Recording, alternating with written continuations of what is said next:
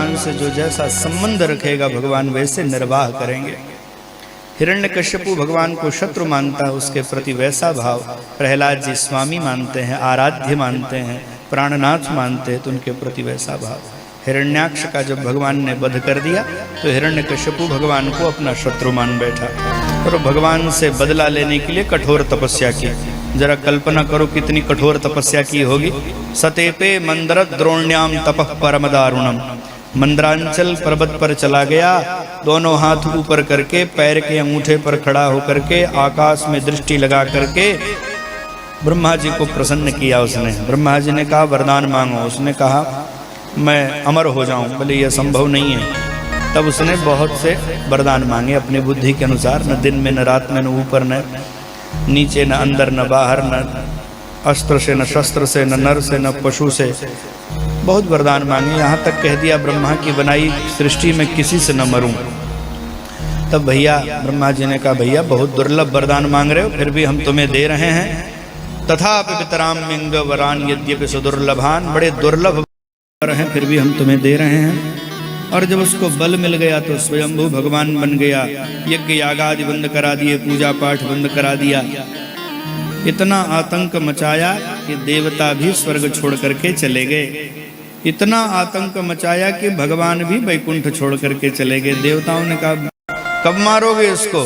भगवान कितनी बढ़िया बात कहते, भैया सबको मारने की जिम्मेदारी हमें नहीं, खुद लोग खुद ही मर जाते हैं। कौन मर जाते हैं? जो देवताओं से, वेदों से, गायों से, ब्राह्मणों से, साधुओं से, धर्म से और भगवान से विरोध करते हैं। सवा आशु विनश्यति, वे खुद ही मर जाते हैं। फिर भी पूछ रहे हो कब मारूंगा? तो सुन लो। निर्वैराज प्रशांताय सुसुताज महात्मने, मेरे परम प्रशांत निर्वैर धीर गंभीर परम लाडले प्यारे भक्त प्रहलाद पर जब अत्याचार करेगा तो समस्त वरदानों को किनारे रख करके इसका मैं उद्धार करूंगा। प्रहलाद जी महाराज जब बड़े हो गए तो पिताजी ने पढ़ने के लिए भेजा। हिरण्यकश्यपु की पाठशाला में केवल अर्थ और काम पढ़ाया जाता था। 4 प्रकार की विद्या होती, धर्म विद्या, अर्थ विद्या, काम विद्या, मोक्ष विद्या। पर आजकल के माता पिता समझ रहे हैं कि केवल अर्थ और काम पढ़ा दो, बाकी पढ़ाने की कोई आवश्यकता। पर यह आप समझ लो, अर्थ कमा पढ़ा दोगे, काम पढ़ा दोगे तो संपन्न तो हो जाएगा, पर धर्म नहीं पढ़ाओगे तो वो रोटी तुम्हें देने वाला नहीं है। इसलिए धर्म की विद्या बहुत आवश्यक है, मोक्ष पढ़ाना बहुत आवश्यक है। श्रोताओं, प्रहलाद जी पढ़ने के लिए गए, वहाँ उटपटांग पढ़ाया जाता, सब पढ़ लेते, सुना देते। और कुछ दिन बाद लौटे तो पिताजी ने कहा प्रहलादान उच्चताम तात, हे प्रहलाद जो तुमने बढ़िया पढ़ाओ सुनाओ। तो सोचा जो बढ़िया पढ़ा है वो पूछ रहे हैं। पिताजी जो गुरुजी ने पढ़ाया वो तो घटिया पाठ है, पर माँ के पेट में मैंने बढ़िया पाठ सुना है, कहो तो सुना दें। बोले सुनाओ। बोले पिताजी पाठ का नाम है भक्ति, प्रकार है 9, उसी को नवधा भक्ति कहते। धा माने प्रकार होता है। पहली भक्ति का नाम है श्रवणम, भगवान की कथा सुनना, ये पहली भक्ति है। इस भक्ति के आचार्य परीक्षित जी हैं। केवल कथा सुनी, भव पार हो गए कि नहीं हो गए।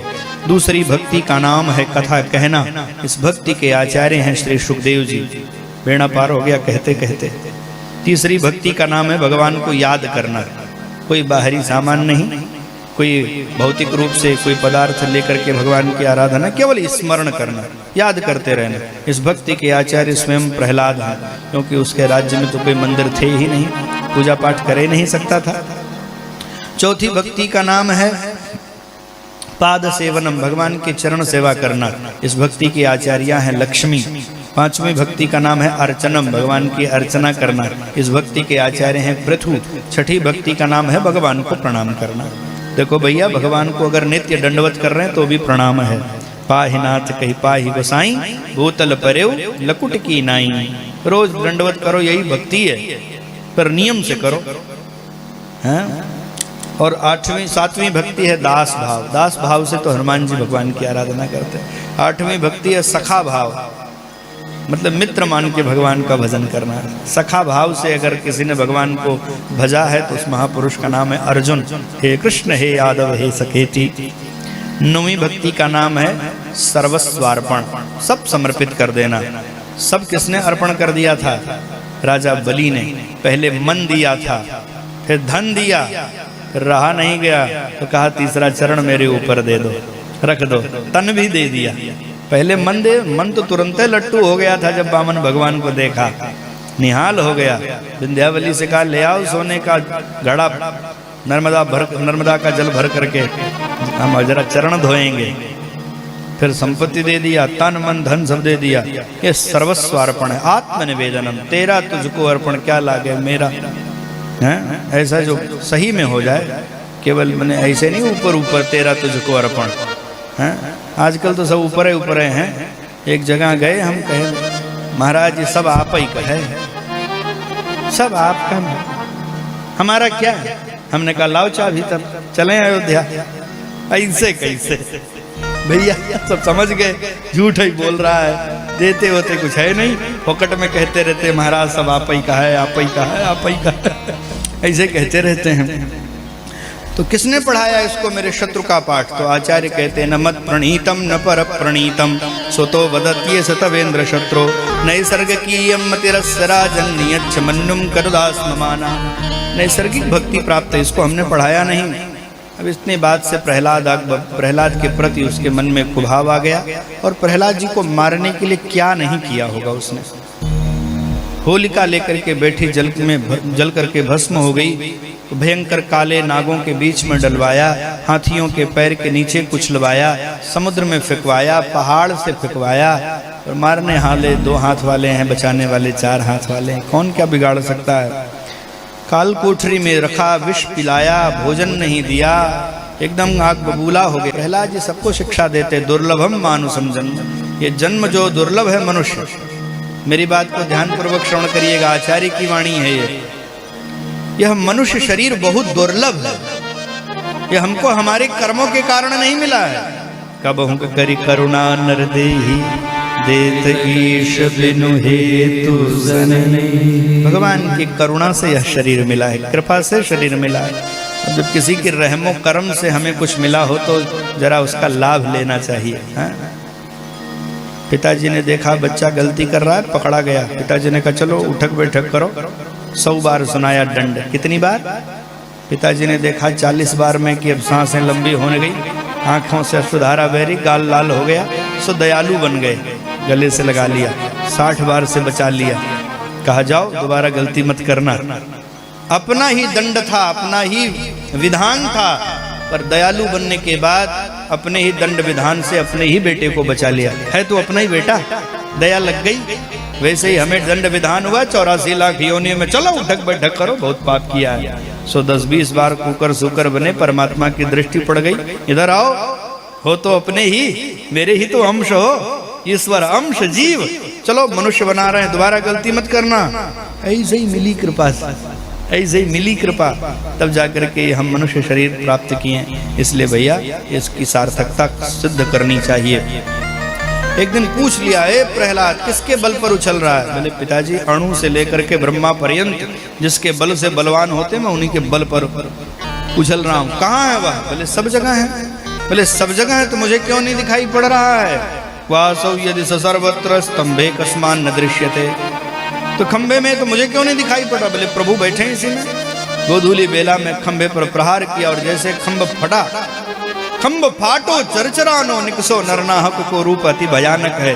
जैसे खंभा फटा, नृसिंह भगवान का प्राकट्य हुआ। बोलिए नृसिंह भगवान की जय हो। भगवान दौड़ करके हिरण्यकश्यप को पकड़ लेते हैं, उसके सारे वरदान विफल हो जाते हैं। सब याद कराते हैं। तो उन्हें कहा था ब्रह्मा की बनाई सृष्टि में किसी से न मरूं, तो मुझे ब्रह्मा ने नहीं, मैंने ब्रह्मा को बनाया है। तो उन्हें कहा था दिन में न रात में गोधूली है, तो उन्हें कहा अंदर न बाहर देहली है। तो उन्हें कहा था अस्त्र शस्त्र से नहीं, तो मेरे नाखून पर्याप्त हैं। ये नाखून न अस्त्र में आते हैं न शस्त्र में आते हैं, समझ गए? कई बहनें शस्त्र समझ करके इसको बड़ा कर रही हैं, ये गिनती उसमें नहीं होगी आपकी। वृंदावन बिहारी लाल की जय। तो ये अस्त्र शस्त्र में नहीं आते हैं। और तूने कहा था न नर से न पशु से पहचान मुझे कौन हूँ। तूने कहा था 12 महीने में किसी महीने में न मरूं, तो अधिक मास चल रहा है। श्रीमान जी सारे वरदान तुम्हारे विफल हो गए। हृदय को फाड़ा, रक्त का फव्वारा निकला, भगवान ने उसका उद्धार किया। प्रहलाद जी भगवान की गोद में बैठ गए। भगवान ने अपना हाथ रखा। प्रहलाद जी भाव से डूबे हुए हैं। भगवान कह रहे हैं क्षंतव्यमंग यदि में समझो विलंबा। भगवान कहते प्रहलाद अगर मेरे आने में देर हो गई हो तो हमें क्षमा कर देना। अगर मेरे आने में तनिक देर हुई हो, न माँ ढूंढे न बाप ढूंढे, प्रकृति के सिद्धांतों को भी किनारे रख करके खंभे को फाड़ के आए, इतने जल्दी कौन आएगा भैया? हाँ, इतने जल्दी आने पर भी क्षमा मांग रहे हैं। और 42 श्लोकों में प्रहलाद जी ने स्तुति की है। भगवान ने कहा हम तुमसे प्रसन्न हैं, वरदान मांगो। प्रहलाद जी कहते हैं मांगना जरूरी है, कहे हाँ मांग लो, हम खुश होंगे। बोले अगर आप चाहते हो कि मैं मांगूं तो लो, सुनो यही दे दो। क्या? बोले राक्षस का बेटा हूं, हो सकता है भविष्य में बुद्धि बिगड़ जाए। अभी तो कुछ मांगने की इच्छा नहीं है, भविष्य में हो सकता है कुछ मांगने की इच्छा हो जाए। उस भविष्य में उत्पन्न होने वाली इच्छा का गला आज दबा दो, मैं आपसे कुछ मांगू नहीं, यही वरदान दे दो। कामानाम हृदय संरोहम भवतस्तु वृणेवर, मेरी कामनाओं का गला दबा दो। भगवान से, भगवान की भक्ति के अलावा कुछ नहीं मांगना चाहिए। प्रहलाद जी कहते हैं जो है दुर्जन सज्जनों भूया, जितने दुर्जन हैं वे सज्जन हो जाएं। बड़ा हृदय, बड़ी मांग, बड़े लोग बड़ी बात रखते हैं। दुर्जन सज्जनों भूया, दुर्जन है वह सज्जन हो जाए। जो सज्जन है वह शांति का अनुभव करें, जो शांति का अनुभव कर रहे हैं वे बंधन मुक्त हो जाएं, जो बंधन मुक्त हो गए हैं वे औरों को बंधन मुक्त करें। यही आशीर्वाद दे दीजिए हमें। कितनी बढ़िया ये प्रार्थना है, रोज करिए आप। दुर्जन सज्जनो भूयात् सज्जन शांति माप्नुयात् शांतो मुच्चेत बंधेभ्यः मुक्तस्त्वन्यान् विमोचयेत्। फिर उन्होंने कहा मुझे पुत्र बना दीजिए, मेरे पिताजी नरक जाएंगे क्योंकि बहुत पाप किया है, पता है हमें। भगवान ने कहा तुम्हारे पिता नरक नहीं जाएंगे, वैकुंठ जाएंगे। बोले क्यों?